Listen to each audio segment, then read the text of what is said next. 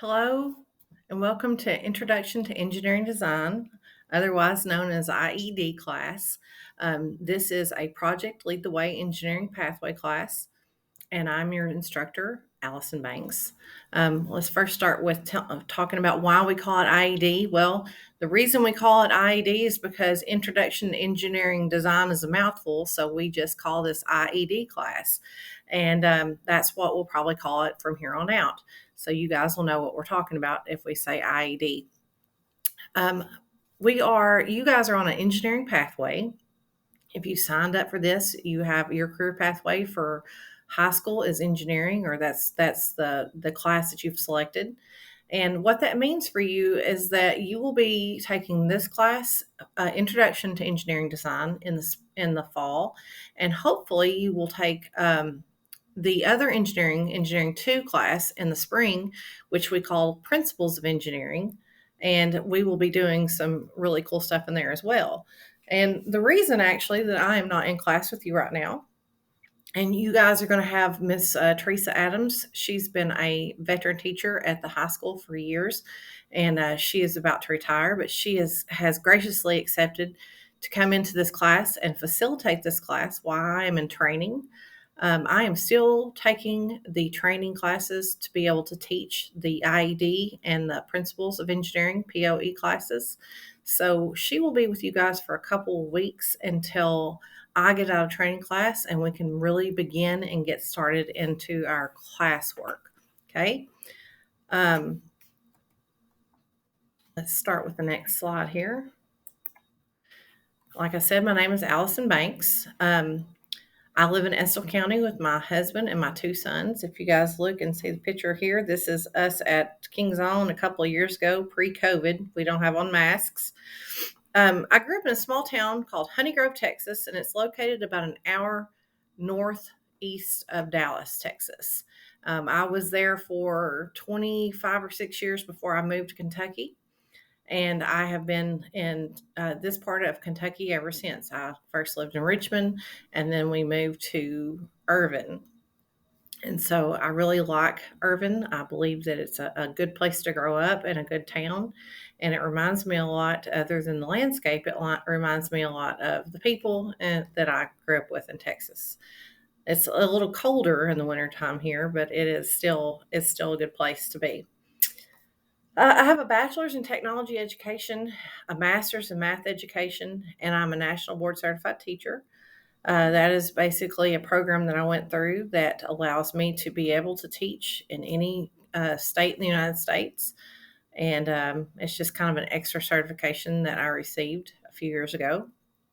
Both of my degrees came from Eastern, and I'm currently enrolled in the instructional leadership program at the University of Cumberland's if I ever decide to be a principal or something like that, I could use my degree for that. So I've right now put that on hiatus until I get through these classes, and then I will go back into taking those classes for probably in the spring.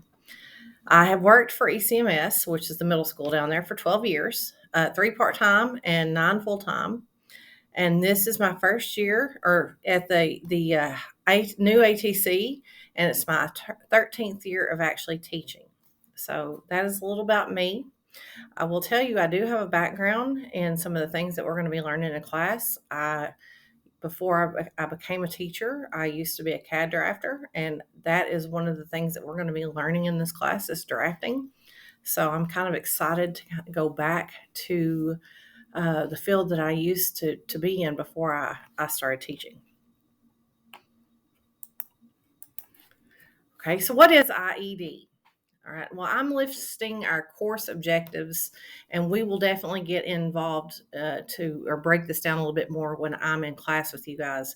But IED, the course objectives, is to learn the basic facts of the engineering design process. Okay. Develop a skill for technical sketching through rigorous practice. And that basically just means that you guys are going to be doing quite a bit of your drafting procedures. Let's see, understand measurements and skills through geometric formulas and learn basic documentation techniques. There is quite a bit of math in these programs, so you definitely need to be paying attention in your math classes.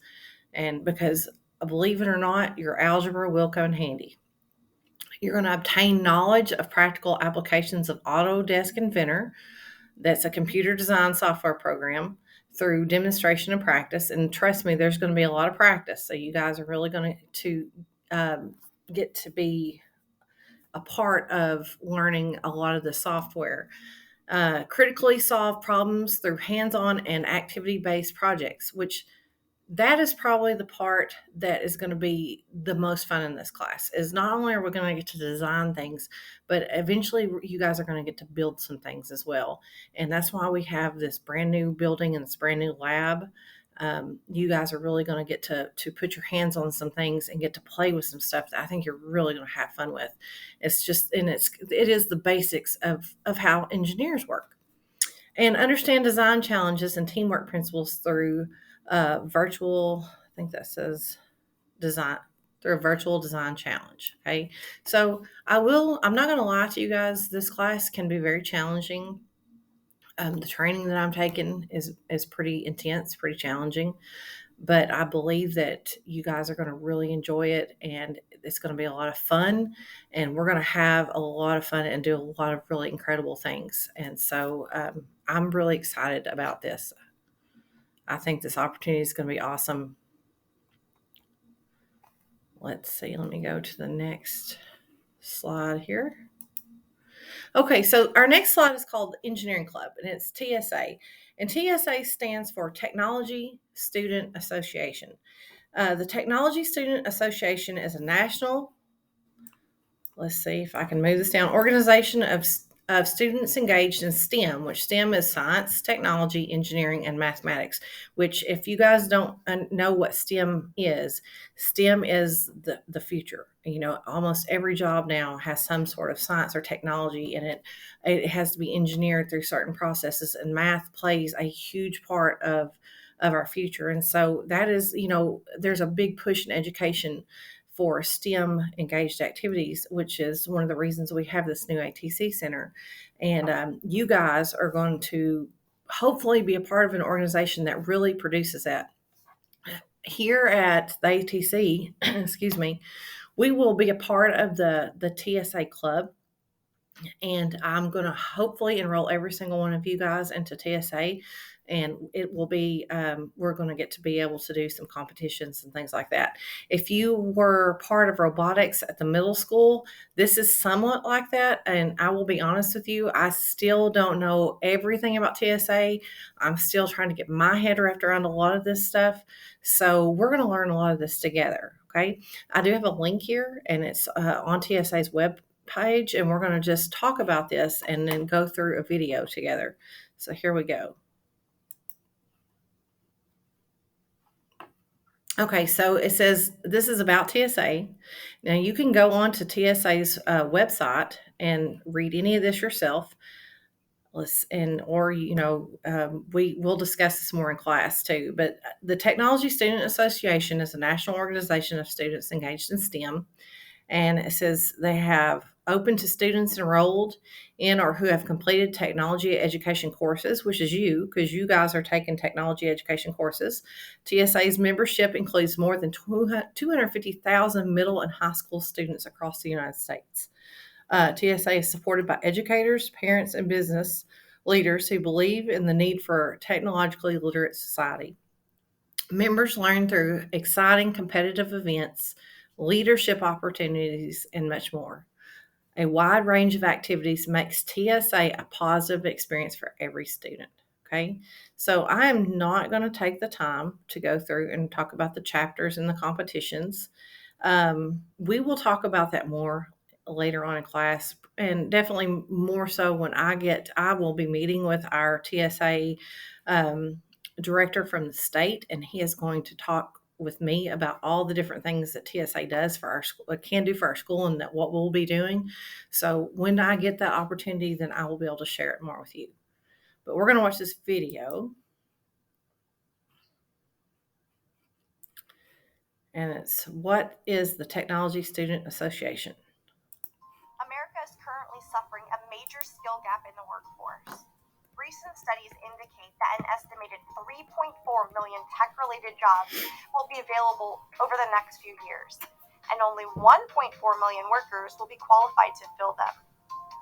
The reality is our schools are not producing the modern workforce that companies need to stay competitive. So how can we address this need and expand the STEM career pipeline? To help address that question, we have Amanda Hodges with us. She's a middle school STEM teacher in Tennessee. Amanda currently serves as TSA's national advisor. Amanda, thank you for joining us today. Thank you. It's great to be here. It's always a pleasure to be able to talk about TSA. What is TSA? The Technology Student Association, TSA, is a national nonprofit organization of more than 250,000 middle and high school students engaged in science, technology, engineering, and mathematics. Almost 4 million students have participated in TSA since 1978 through challenging competitions, leadership opportunities, and community service. Can you describe how TSA benefits students? TSA provides student members the opportunity to explore a wide variety of interests related to various STEM careers. With over 60 middle and high school competitions that correlate with national STEM standards, TSA students can actually work on their projects in the classroom during class time because they're integrated into the curriculum. TSA provides students opportunities for hands-on experience and practical application of skills that they are learning in their STEM classes. How can students participate in these competitions? TSA competitions provide opportunity for students to take learning beyond the classroom. Because our competitions are intercurricular, students may often work on their competitions while they're actually in class. Sometimes they often work on them outside of school hours as well. We offer a wide variety of competitions. On the high school level, we cover everything from digital video production and forensic science to future technology teacher and software development. Middle school competitions, again, if you're interested in photography, digital photography is available, as well as inventions and innovations. Maybe you're interested in medical technology, or you would like to learn more about STEM animation. With over 60 competitions available on the middle and high school level, there's really something for everyone. How does TSA prepare students and introduce them into the technology industry? TSA absolutely prepares students to be the future leaders in areas of science, technology, engineering, and math. Not only does TSA provide opportunities for technical skill development, which is absolutely essential in the STEM field, but also provides opportunities for students to develop 21st century skills that are very important to future employers. TSA provides a customized leadership development program for students called LEAP. LEAP is actually integrated into all competitive events, so every student, regardless of whether they are competing as an individual or as part of a team, have the opportunity to build and develop leadership skills that will be essential to their future careers. In addition to competition, students also have an opportunity to give back to their community by participating in TSA's National Service Project. In addition to these things, students have the opportunity to participate in several achievement programs and to network with other students from across the nation. Amanda, you mentioned competitions. Can you tell us more about these? Absolutely. Students have the opportunity to compete on several different levels. First, they have the opportunity to compete at the chapter level, meaning that they compete against other students from their school to earn the right to represent their school at competitions. Then students can compete at the regional level against other students in their district. Students then advance to the state level, where student members have the opportunity to compete against people from across the state, and those are typically held in the spring of each year. For more information about your state TSA conference, check out the National TSA website at tsaweb.org. If a student does well at the state level, you mentioned the national competition. Can you describe what that involves? The TSA National Conference is an amazing experience. It's really the capstone of the school year for our students. When students arrive in Washington, D.C. this summer, there'll be over 8,000 people for them to meet and to network with and to compete against. Students will have the opportunity not only to compete in the national TSA events, but also to be part of the finals for Junior Solar Sprint, VEX Robotics, the Teams Competition, and LEAP Legacy Chapter. In addition to competition, students will also have access to professional leadership training through our LEAP program. The National TSA Officer Team will be elected, and then, of course, students will attend the award ceremony to be recognized for their hard work this year. How can students get involved in TSA? It's easy for students to get involved in TSA. All they need to do is find an interested STEM or technology teacher at their school who's willing to serve as their school's chapter advisor. Students and teachers can get involved by visiting the National TSA website at www.tsaweb.org. And don't forget to follow us on social media on Facebook, Twitter, or Instagram. Amanda, thank you again for being with us today. You gave us some great information. Thank you. It was great to be here today. To learn more about TSA, please visit their website at tsaweb.org.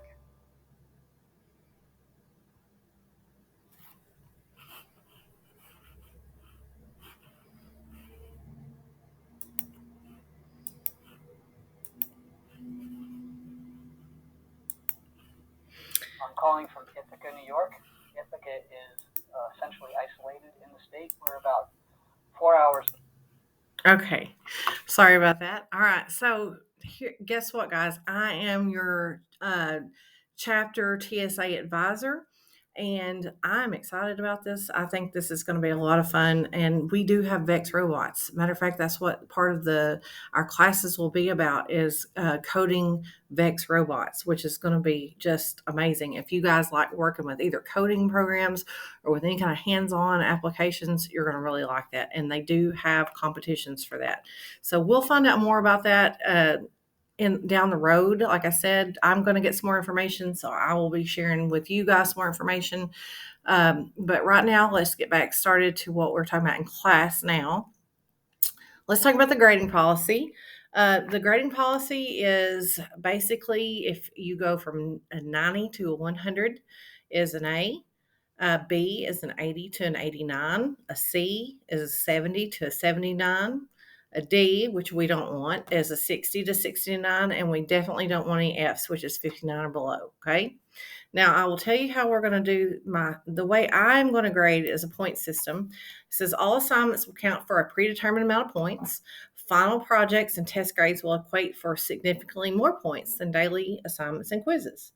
Final class grades will be calculated by the amount of points earned divided by the total number of points possible. Now, this is pretty much the way I've always graded. I don't know if this is the way your high school is going to grade, but this is the way I plan on grading this year. You know, in the future that may change. We may try to go to percentages, but as of right now, starting this year off, I feel like this is a good way for us to start, so we can kind of figure out what we're doing. You know, of course, the projects that we'll have are going to count for more because they're going to be more long term and it's going to cover more standards. And of course, your assessments or your tests are going to count for more. But you guys will have some daily grades. And you guys will have some quizzes, and the quizzes are to assess your knowledge so we know if we need to move on or whether we need to stop and go back. So those will count, but they're not going to kill you grade wise.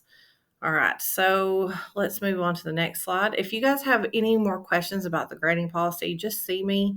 I'm around, or you can wait until we have everybody in class because we're going to be getting some more students in the coming weeks, and we can all talk about it when I'm in class, okay? Right. Our next slide is the guidelines for success, and to be honest with you guys should know these from middle school. I went ahead and took these and put them in my high school slides because they are just really good things to follow. Our guidelines for success have not changed. You should be prepared and be on time to class. Okay, being prepared, what does that look like? Being prepared means that you have your Chromebook, you have your homework, you have any of your papers. Your Chromebook is charged. You have a pencil. You have your engineering notebook. You have all of the supplies that you need to be successful in that class at the time that you get into my class, okay? That pedway is a long ways away, and your locker is a long ways from this class. So always make sure that you bring your stuff. I would rather you bring it and not use it than need it and not have it, okay? I have some places to store stuff if you need to, if you want to bring all your stuff, and if you've got to put it in a locker because you didn't need it, that's fine. Or we'll do something with it, but always make sure that you have your stuff ready to go. Okay, search for good choices.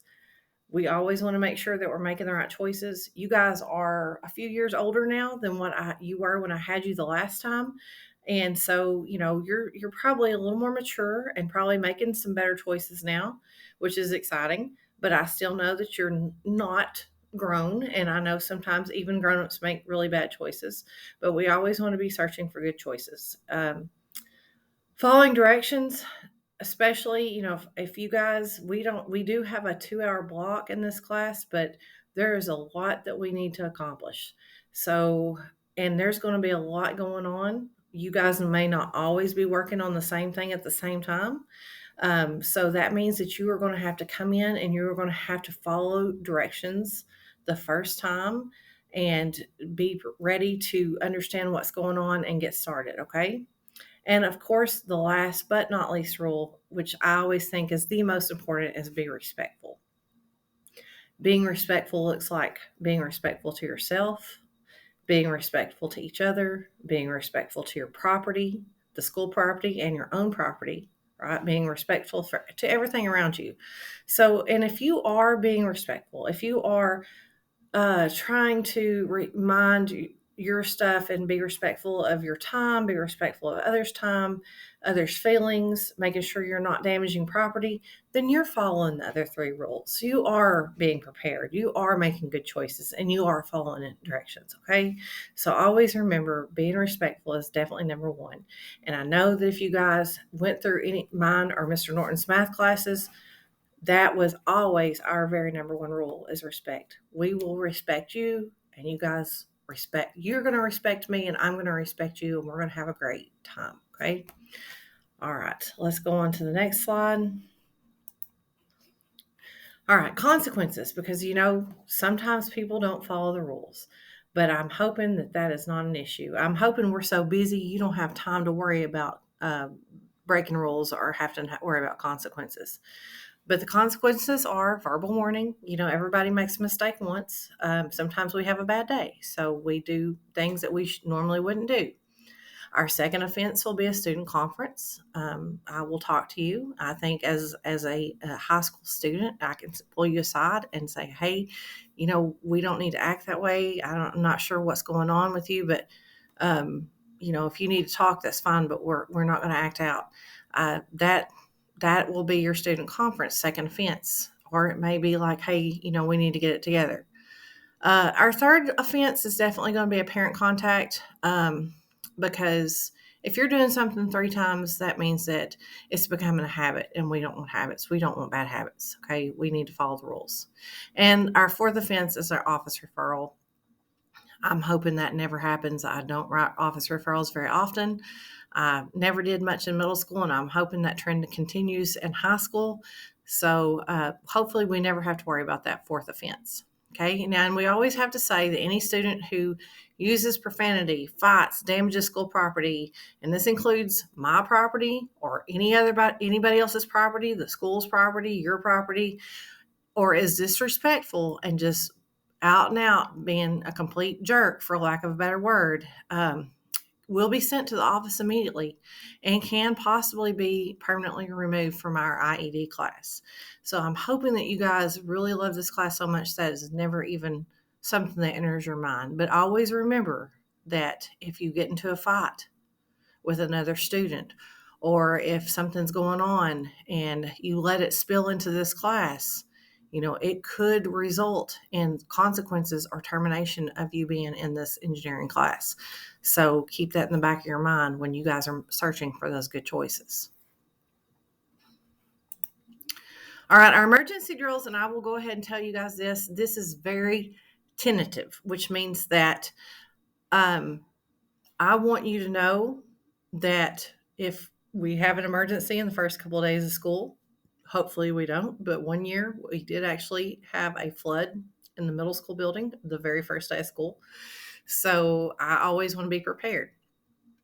Our new principal, Mr. Hall, has told me that they are still trying to draw up a definite set of emergency plans. So these are subject to change. But for today and for right now, I will tell you that if we have a fire drill, where we will go is we will go into the lab and we will go out the back door of the engineering lab. And then we will stand there and try to be quiet and listen to our name to be called so I know you're safe, okay? So you'll stand in a line, you'll listen for your name to be called, and then after that, if you guys want to talk for a minute, you can. I did talk to Mr. Hall today, and he said that that's probably where we'll be going, and that he would come open the doors for us to come back in. Okay, so that is probably going to stay that way. But if something was to happen tomorrow or this afternoon, that will be where we're going. All right, tornado, line up. Now, like I said, this is tentative, but if we were to, God forbid, have a tornado today, this morning, we are going to line up in a single file line and quickly walk down the stairs to the women's bathroom, which is on the first floor. We're squatting down and cover our heads, and we're going to listen for your name to be called so I know you're safe. We want to get down to a bottom level and an interior wall so you guys have the most optimal protection.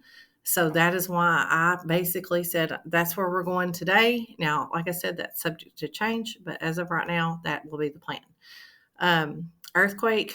If we have an earthquake, you guys, we stay in the room. You take cover under anything hard desk, a hard lab table, something that you can get under. So if debris falls in this building, it will not hit you on the head.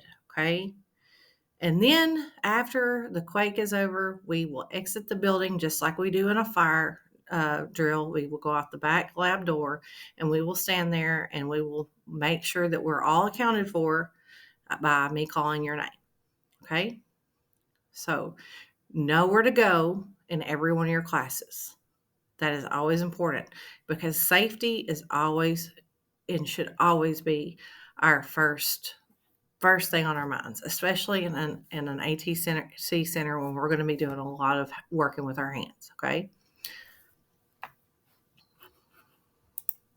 Okay, classroom expectations and procedures. And I will tell you guys, I surmised these. I did not go through a whole bunch of procedures. I do have some expectations. These are definitely deal breakers.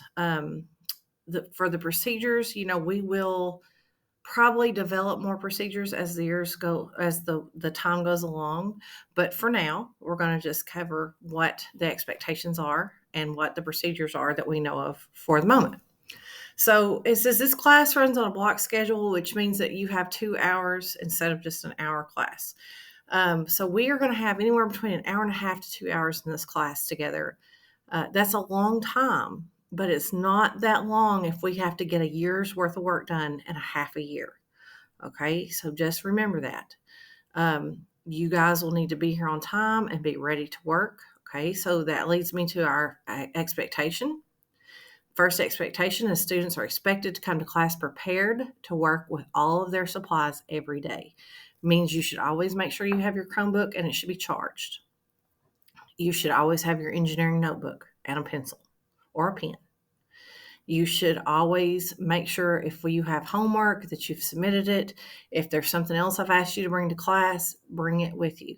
Okay. Like I said, it would be better to have it and me not need it than for you to need it or for me to want to need it and you not have it. Okay. Students are expected to be motivated self-starters who come ready to learn and accomplish their daily goals. You guys are not in middle school anymore.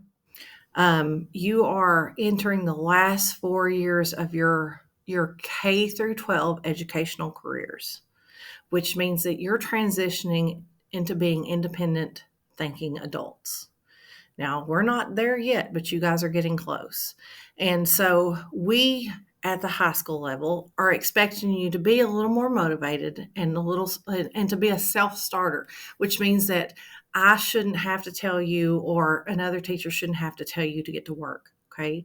You should come in prepared for that and be ready to work because this class, we may all be working on different tasks at times, and I am not going to be able to come around and tell you each individually, you need to get busy, you need to get busy. So you guys, in order to be successful in engineering and in life in general, are going to have to be able to self-start, okay? You guys are going to have your own checklist of goals that you need to accomplish.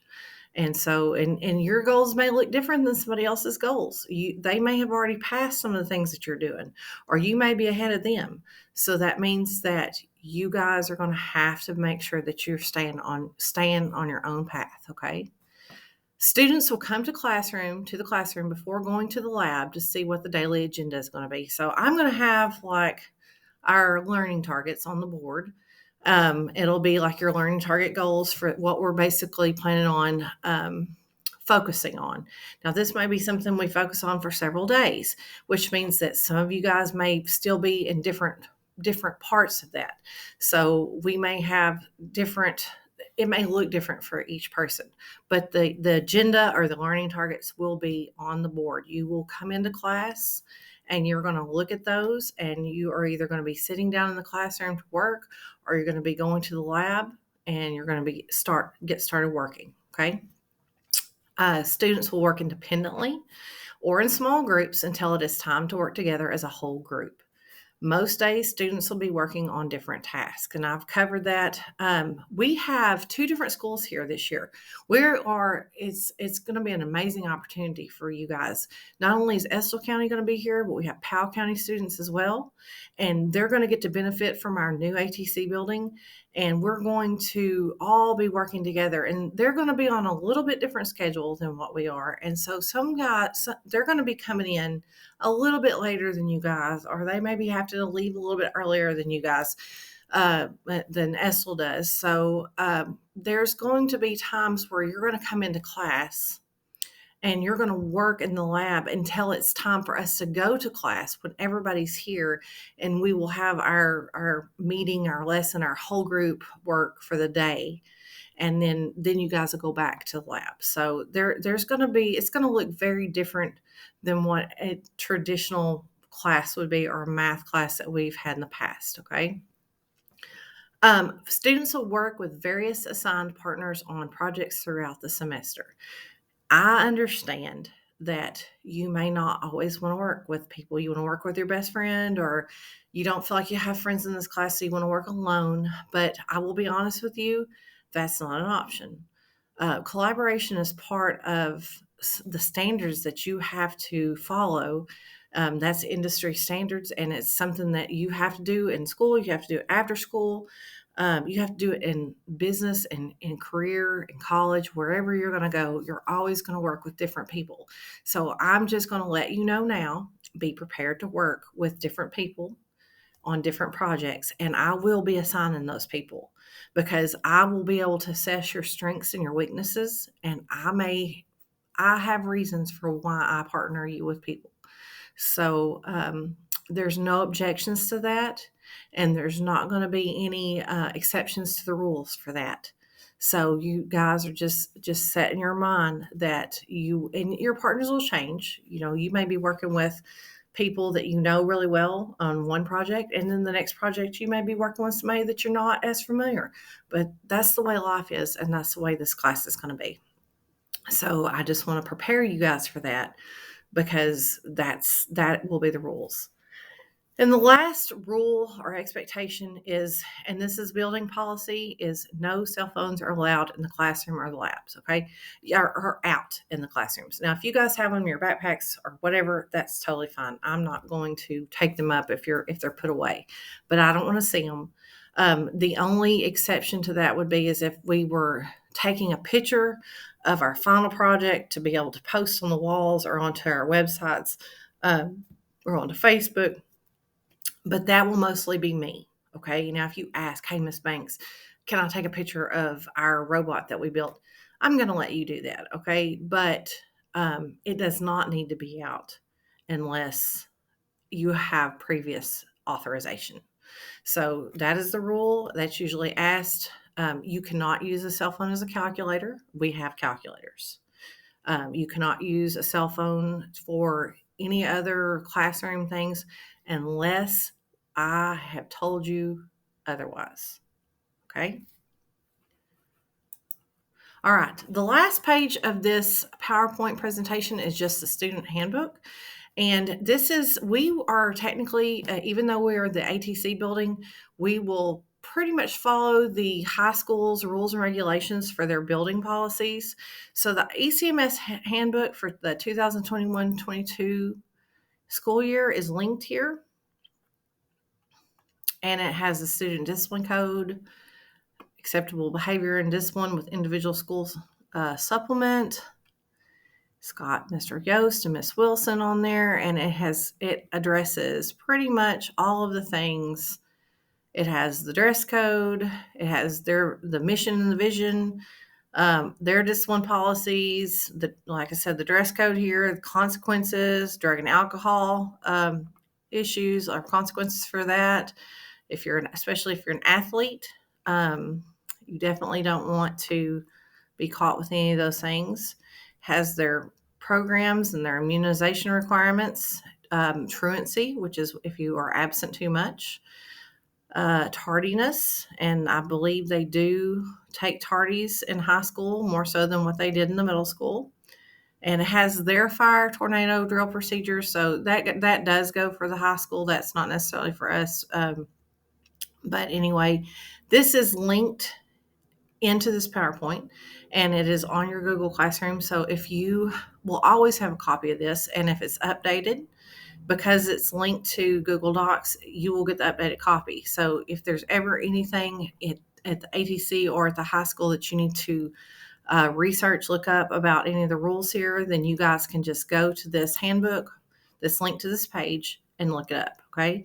So that way, if you lose a copy, the paper copy, if they hand you one, you always have a digital copy, which is kind of nice. Okay.